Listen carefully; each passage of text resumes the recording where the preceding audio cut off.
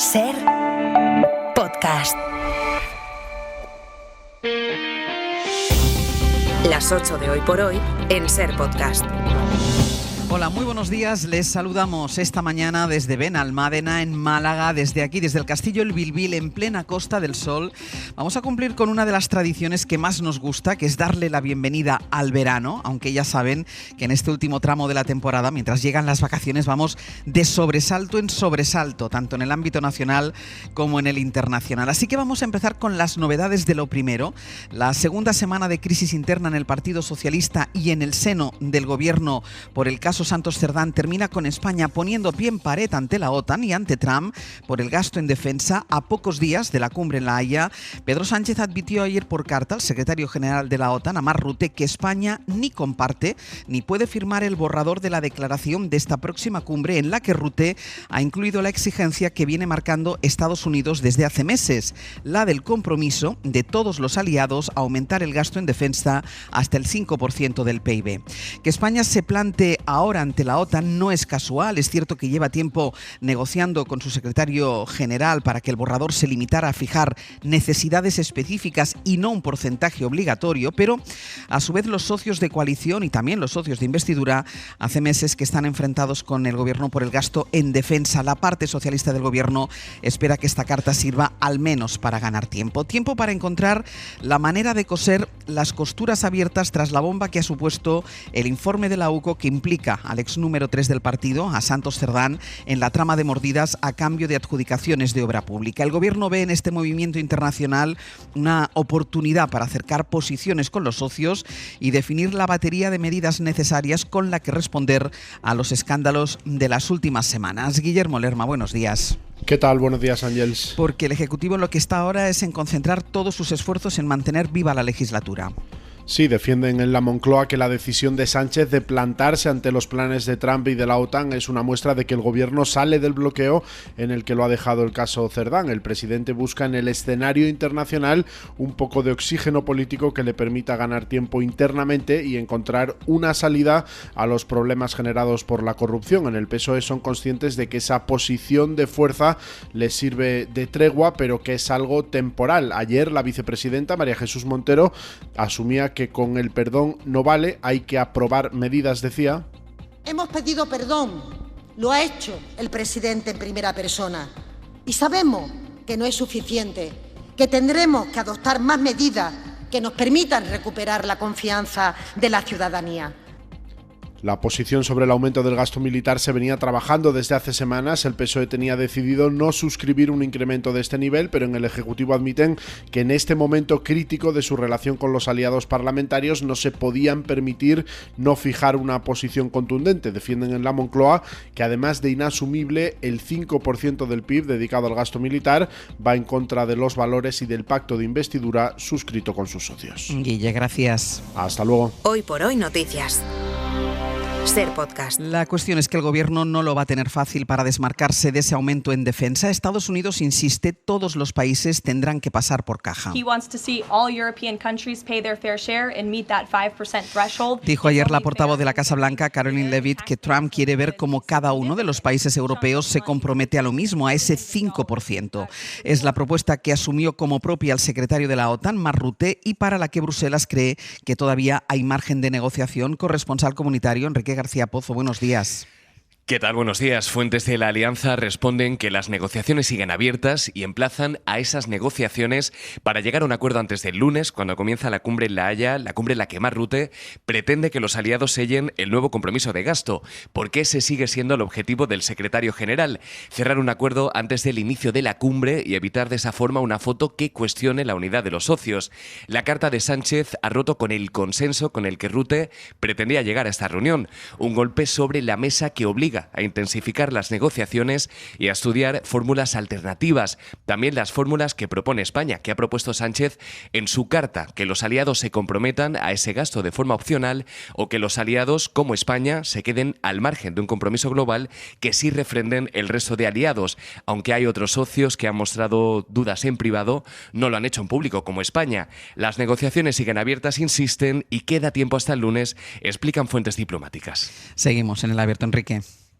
Hasta ahora. El Fondo Monetario Internacional advierte en un informe a Europa de que aumentar el gasto en defensa puede poner en riesgo su estabilidad financiera. Dice que hay que subir la partida presupuestaria, pero de forma controlada y sostenible a largo plazo. La recomendación es que anulen de forma limitada y solo en una fase inicial sus compromisos de déficit o deuda para financiar el gasto.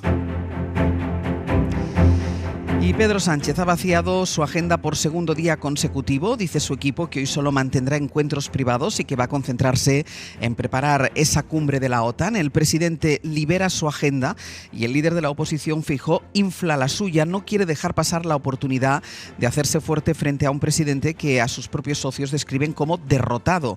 Y su intención es dejar al gobierno sin opciones al rearme. Feijóo se presenta ya como la única alternativa institucional posible ante los escándalos de corrupción. Estamos en este momento, además, en el volcán.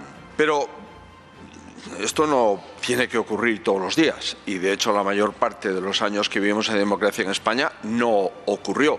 Había brotes o episodios agudos de corrupción, pero no la situación que estamos viviendo ahora. Esto lo dijo ayer en una de sus múltiples intervenciones porque pasó el día de acto en acto, se ve ya presidente y asegura que el PSOE es un partido en extinción. David Junquera, buenos días. Buenos días. Con Sánchez aligerando su agenda, Feijóo se multiplica, 4 actos este jueves y 2 apariciones ante los medios. Un líder del PP hiperactivo que se ve fuerte y fantasea con su llegada al gobierno, ya sea en un encuentro con el sector de la automoción, que me ha ocupado buena parte de mis años como presidente de Galicia y que espero que me vuelva a ocupar en los próximos años. En un evento con mujeres. Trabajaré sin descanso para que las mujeres nazcan, crezcan y vivan en una España más justa, más segura y más próspera. O en un cónclave de emprendedores. Yo no solo quiero dar un cambio a nuestro país, quiero además que ese cambio merezca la pena. Feijóo se pone el traje de hombre propuesta sin olvidarse del que lleva usando las últimas semanas, el de castigador de Sánchez. Que se ha gastado buena parte del presupuesto de forma ilegal y de forma corrupta. Hoy seguirá de ronda asistiendo al Congreso de la empresa familiar en Valladolid. Saben que en el marco de la investigación que salpica a Santos Cerdán, a Koldo García y al exministro Ábalos, la Guardia Civil registró la semana pasada todas las empresas implicadas menos Acciona, que es la que pagó el grueso de los 620.000 euros en mordidas. En este caso, la UCO se limitó a requerir documentación que la empresa no ha entregado ni siquiera en su totalidad. Miguel Ángel Campos, buenos días. Hola, buenos días. Y es que se da la circunstancia de que el actual responsable de la seguridad internacional de Acciona, el coronel Manuel Sánchez Cormí, fue hasta 2018 máximo responsable de la UCO. Lo destituyó Marlaska por una pérdida de confianza. Sí, la UCO registró las 3 empresas más pequeñas de la trama, OPR, LIC y Servinavar.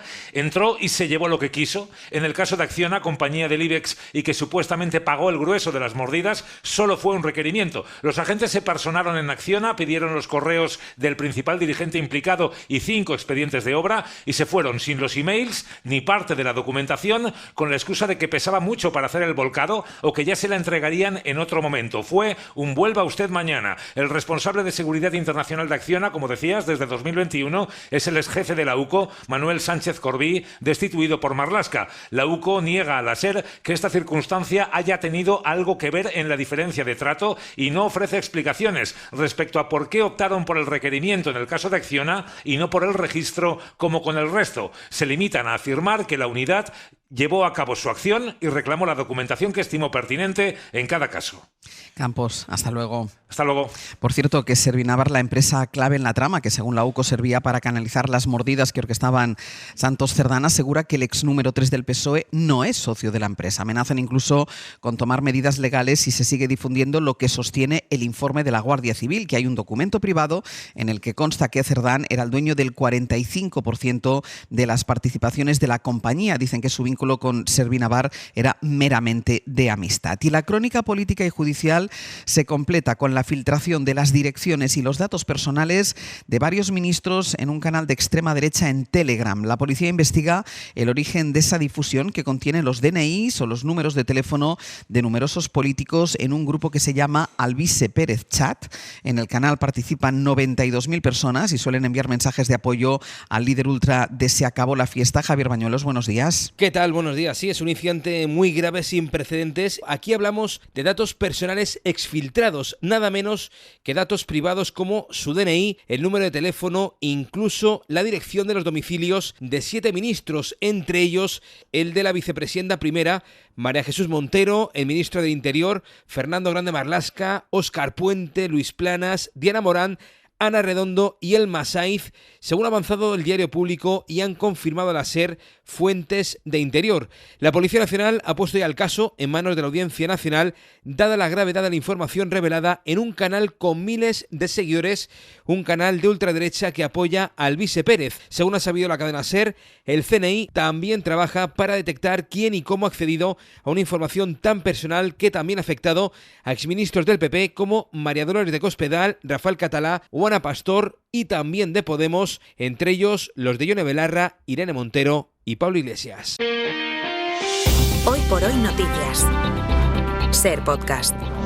Del exterior, en Oriente Próximo, se cumple una semana de la escalada bélica entre Irán e Israel, una semana de bombardeos cruzados que dejan 24 fallecidos en Israel y más de 600 en Irán, según datos de una organización de derechos humanos.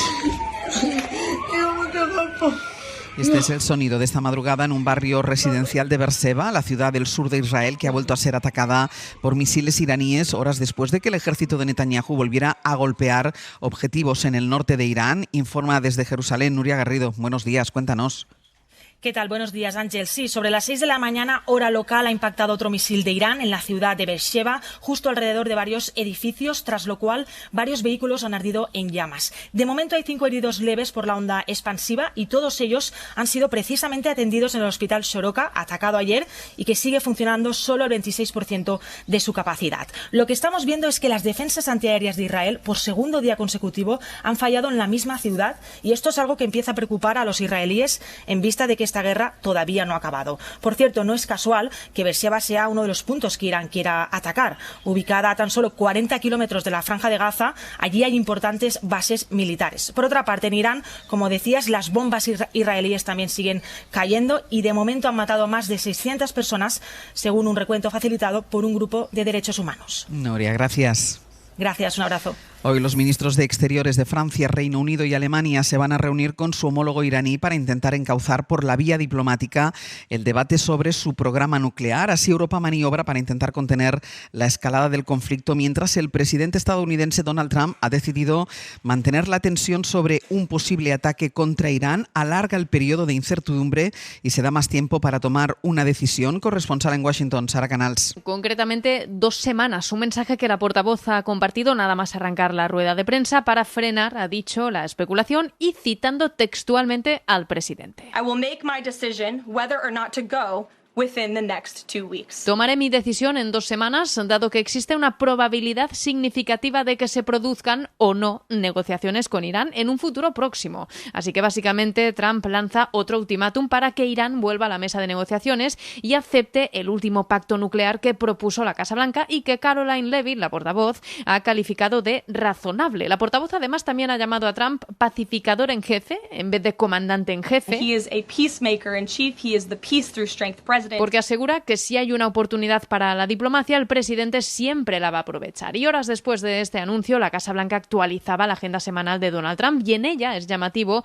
porque hay programadas reuniones a diario con su equipo de seguridad nacional, hoy por la mañana, pero también el sábado y el domingo a las 6 de la tarde, algo nada habitual y que demuestra que Trump estará centrado en este asunto. Ha habido un nuevo crimen machista, fue ayer en Fuengirola, en Málaga. Un hombre de 46 años mató a martillazos a su pareja de 43 y después se suicidó. Ser Málaga, Ignacio San Martín. La Policía Nacional sí investiga esta muerte violenta. El Ministerio de Igualdad está también recabando datos de este asesinato por presunta violencia machista. Los agentes acudieron este jueves a mediodía a la vivienda de la pareja en una urbanización de Fuengirola después de que un amigo de la mujer denunciara su desaparición. En el piso encontraron el cuerpo sin vida de la mujer con evidentes signos de violencia por golpes y también el cadáver de un hombre con heridas de arma blanca que, según las primeras pesquisas, apuntaría a un suicidio. De confirmarse, sería la tercera víctima mortal por violencia machista en Málaga en lo que llevamos de año. Y en Cádiz, hoy el SERC, el Servicio Extrajudicial de Resolución de Conflictos Laborales, se va a reunir con los sindicatos y la patronal del metal para evitar que después de 2 jornadas marcadas por los arrestos y los altercados en las protestas, la semana que viene el sector no vaya a una huelga indefinida. Radio Cádiz, Pedro Espinosa, buenos días. Buenos días. Después de 2 días de paros, los sindicatos y la patronal vuelven a sentarse a la misma mesa con el propósito de llegar a un acuerdo. Más que una cuestión de dinero, les separan algunos reconocimientos como el funcionamiento de los fijos discontinuos, el rechazo sindical a crear un contrato de nuevo ingreso o la aceptación del plus del tóxico penoso. La segunda jornada de paros avanzó con una manifestación que culminaba así. Por lo tanto, ayer fuego, hoy humo, pero el lunes, como esto no se arregle, ¡fuego! La cita de hoy es a las 11:30 de la mañana en Jerez. Y el Ministerio de Sanidad pide explicaciones al laboratorio que produce Ozempic después de detectar que uno de sus portales informativos podría estar vulnerando las normas de publicidad de medicamentos. Mariola Laurido. Sanidad ve indicios de que la farmacéutica Novo Nordisk, que fabrica el Ozempic y el Wegovy, ha podido vulnerar la ley por publicidad encubierta en su polémica campaña de la obesidad. El Ministerio ha pedido aclaraciones al laboratorio sobre la finalidad de los contenidos y sobre el aval de las sociedades científicas. La ministra Mónica García ya advertía hace 2 días. Si queremos hablar sin filtros de la obesidad, entonces tendremos que hablar de los determinantes sociales de la salud y tendremos que hablar de que son las familias con menos recursos las que tienen un mayor problema de obesidad. Entiendo que los determinantes comerciales de la salud, que son este tipo de campañas, hay también que vigilarlos. Novo Nordisk dice que está preparando toda la documentación requerida por Sanidad para justificar su campaña, que lleva el lema "La obesidad es una enfermedad y puede matar", y que ha sido tachada de estigmatizante y acusada de gordofobia. Y en 10 minutos el abierto, hoy con Javier Aroca, Estefanía Molina y Carlos Navarro Antolín desde Benalmádena. Para no perderte ningún episodio, síguenos en la aplicación o la web de la SER, Podium Podcast o tu plataforma de audio favorita.